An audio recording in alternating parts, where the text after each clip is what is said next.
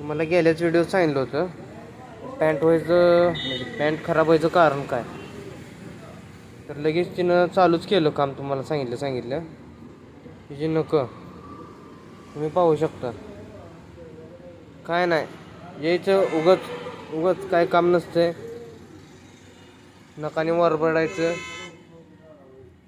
खराब करायचं.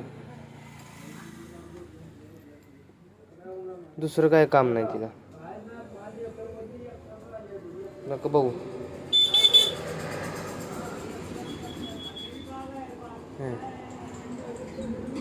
नको